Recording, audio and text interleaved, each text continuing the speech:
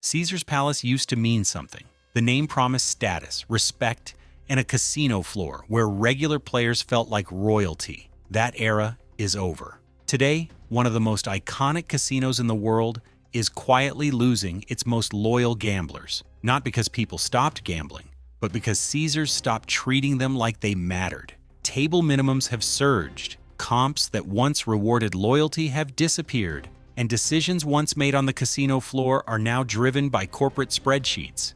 In this countdown, we reveal where serious gamblers are taking their money instead, and the final destination explains why Caesars may never win them back. Number 10. Lake Charles, Louisiana. If you live in Texas, you already know this secret. Lake Charles has quietly become one of the hottest gambling destinations in the South, and it's pulling players who used to fly to Vegas without a second thought.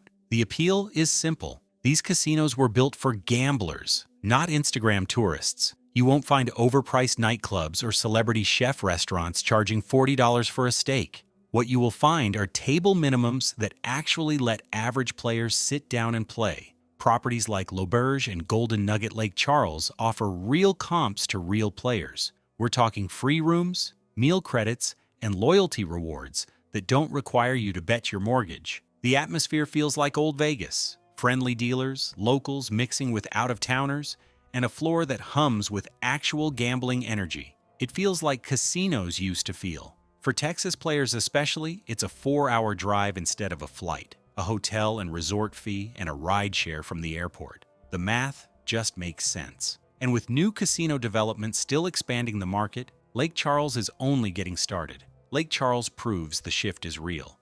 But the next spot is even more dangerous for Caesars because it's so close that people don't need a Vegas trip at all. Number 9.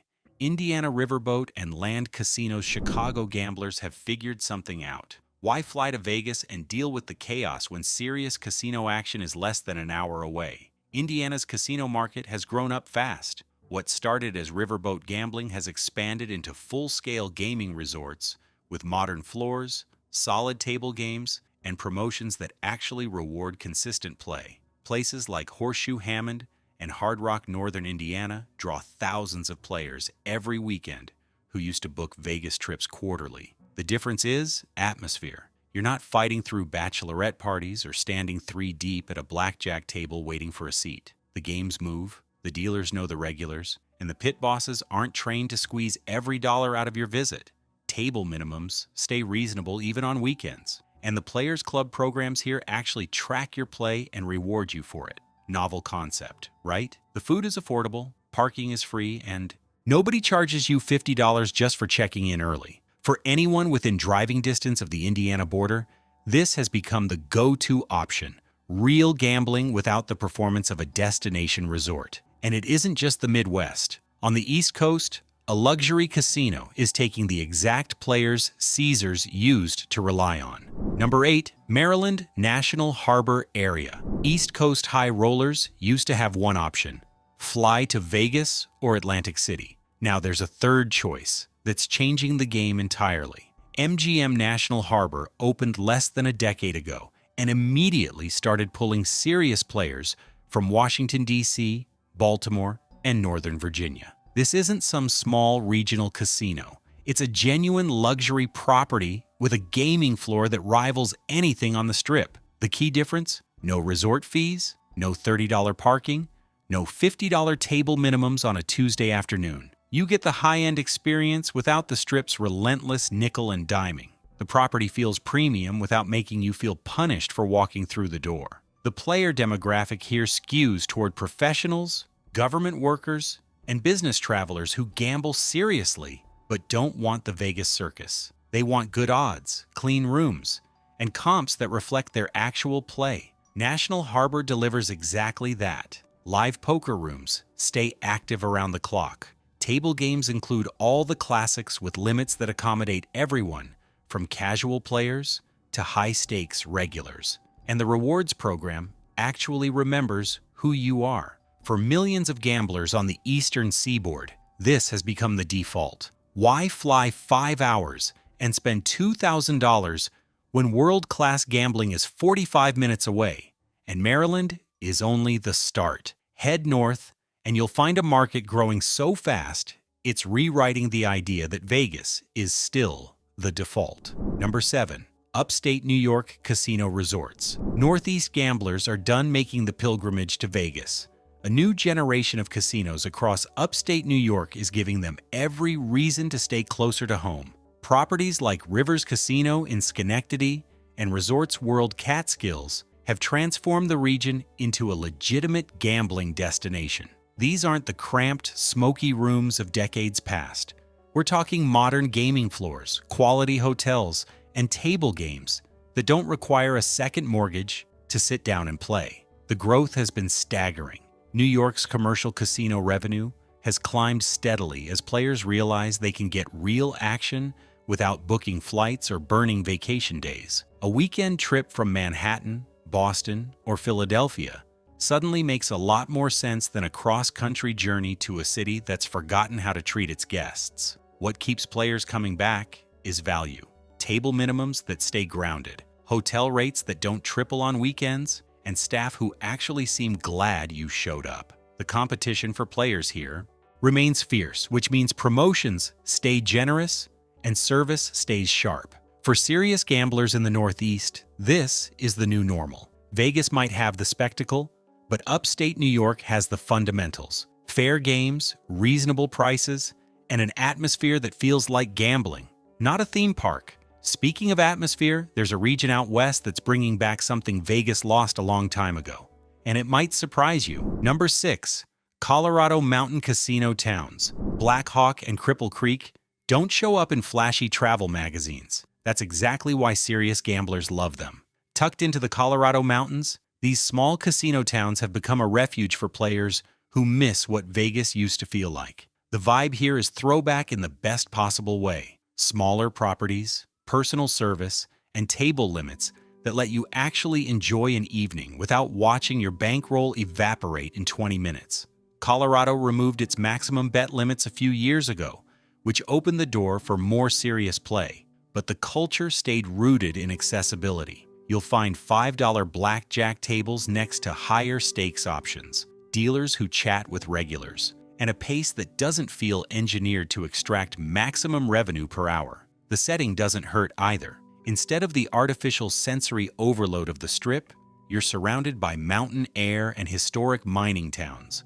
Players drive up from Denver for day trips or weekend getaways that feel like actual escapes. Many say it reminds them of gambling before corporations turned every casino into a spreadsheet. The games are honest, and the drinks are cheap. You won't find bottle service minimums or velvet ropes, just tables, cards, and players who came to gamble. That authenticity is priceless. For gamblers who remember when casinos were about the game and not the production, Colorado delivers something Vegas abandoned years ago: simplicity. But if you're looking for modern gaming floors with serious expansion, the Southwest has a contender that's been growing quietly for years. Number 5. Arizona tribal casinos. Phoenix and Tucson gamblers used to fly to Vegas multiple times a year. Now, many of them haven't booked a Strip trip in ages. The reason? Arizona's tribal casinos have gotten that good. Properties like Talking Stick, Wild Horse Pass, and Casino Arizona have invested heavily in their gaming floors. We're talking modern slot machines, expanded table game sections, and poker rooms that run real action around the clock. These aren't the dated tribal casinos of 20 years ago. They're legitimate competitors. The loyalty programs are where Arizona really shines. Tribal casinos reward consistent local play in ways the big Vegas corporations stopped doing years ago. Free play offers, hotel comps, dining credits, and promotions that actually feel attainable for regular gamblers. You don't need to bet 5 figures to get noticed. Show up regularly, play honestly, and the rewards follow. For Southwest players, the math is obvious. Skip the flight, skip the resort fees, skip the crowds. Get better treatment, better odds on many games, and a staff that recognizes your face when you walk in. Arizona's casino market has grown by double digits in recent years, and the trajectory isn't slowing down. New properties keep opening, existing ones keep expanding, and the competition for local players keeps driving better promotions. The days of Vegas being the default for regional gamblers are ending fast. And it isn't just the Southwest. In the Great Lakes, a market most people overlook, is quietly keeping gamblers at home, year after year. Number 4. Michigan Casino Market. Detroit's casino scene doesn't get the national attention it deserves. That's a mistake, because Michigan has quietly built one of the strongest regional gambling markets in the country. The big 3 Detroit casinos, MGM Grand Detroit, Motor City, and Greektown, offer legitimate table action without strip pricing, blackjack with reasonable minimums, craps and roulette with actual players at the tables, and poker rooms that stay busy with local regulars who know the game. But Detroit is only part of the story. Michigan's tribal casinos in the northern part of the state have developed loyal followings among gamblers from across the Midwest. Properties like Soaring Eagle and Firekeepers draw players who appreciate the quieter atmosphere and consistent rewards. The northern Michigan resorts also offer golf, spas, and entertainment that make full weekend trips worthwhile. What sets Michigan apart is the combination. You can get big city casino energy in Detroit or small-town gambling comfort up north. Either way, you're treated like a player, not a tourist. The state also legalized online gambling, which means Michigan players can earn rewards and build loyalty from their own couch between visits. The Players Club programs here actually function the way they're supposed to. Play consistently, earn rewards, get recognized. It's a concept Vegas forgot somewhere along the way. For gamblers across the Great Lakes region, Michigan has become the answer to a simple question: why fly somewhere that doesn't want you when quality action is right here? And if you think Michigan is underrated, wait until you hear about a state that serious gamblers have whispered about for years. Number 3. Iowa Casino Circuit. Iowa doesn't make highlight reels. You won't see influencers posting from Des Moines casinos, and that's precisely why the gamblers who know keep coming back. The Iowa Casino Circuit has earned a reputation among serious players for something increasingly rare: fair play without corporate interference. Table limits stay low, comp programs reward actual loyalty, and the atmosphere feels like gambling did before every casino became a content farm for social media.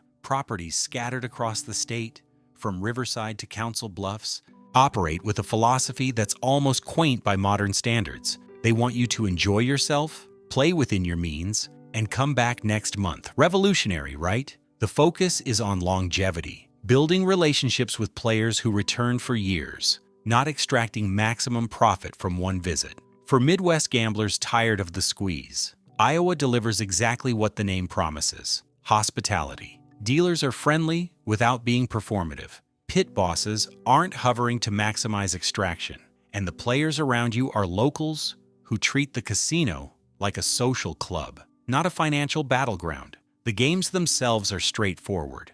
Blackjack pays 3 to 2 at most tables. Minimums hover in the $5 to $15 range, even on weekends. And the poker rooms attract regulars who play for the love of the game. Iowa won't impress anyone looking for spectacle, but for gamblers who just want to gamble, it's become a quiet sanctuary. And if Iowa feels like a sanctuary, the next market takes the same idea and makes it even harder to justify Caesar's prices. Number 2. Missouri River Casinos. Missouri's casino scene doesn't try to compete with Vegas on glamour. It competes on something Vegas stopped offering years ago: value. Casinos along the Missouri River, in Kansas City, St. Louis, and smaller towns in between, have built their entire identity around serving local and regional gamblers. The model is simple: keep prices fair, keep table limits accessible, and keep players coming back week after week instead of once a year. For Midwest gamblers, this approach resonates. You can drive to a Missouri casino on a Friday night, play real table games at $10 or $15 minimums, eat a decent meal for under $20, and walk away feeling like you actually had fun. When's the last time anyone said that about a Vegas trip? The comps here scale to normal play. You don't need to lose thousands to earn a free room. Consistent weekend visits add up to meaningful rewards: meals, rooms, free play, and promotions that don't require reading 12 pages of fine print. Players say they feel appreciated here, not processed. What Missouri understands is that most gamblers aren't high rollers. They're regular people who enjoy the game and want to be treated with basic respect. That understanding has built fierce loyalty across the region.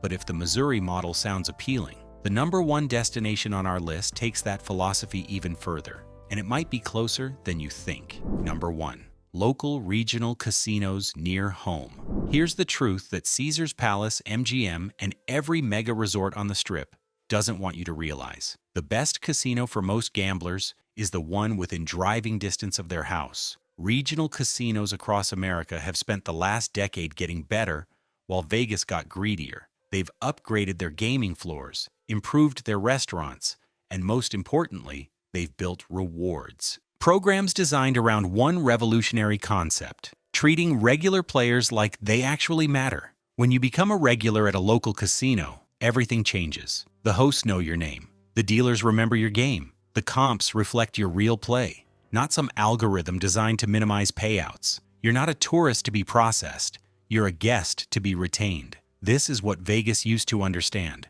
Decades ago, casinos competed for loyalty by actually earning it. Free drinks, generous comps, and an atmosphere that made every player feel like somebody. That model built Las Vegas into a legend. Now, regional casinos have picked up the torch Vegas dropped. From Louisiana to Michigan, from Arizona to Iowa, local properties are delivering the experience that players crave: fair games, honest rewards, and basic human respect. They remember why people gamble in the first place. It's supposed to be fun. The numbers tell the story. Regional casino revenue has grown steadily while Vegas visitor satisfaction plummets. Gamblers aren't quitting. They're just going where they're appreciated. So before you book another overpriced trip to a strip casino that sees you as nothing more than a revenue line, ask yourself this: what's your local casino doing to earn your business? The answer might keep you closer to home for good.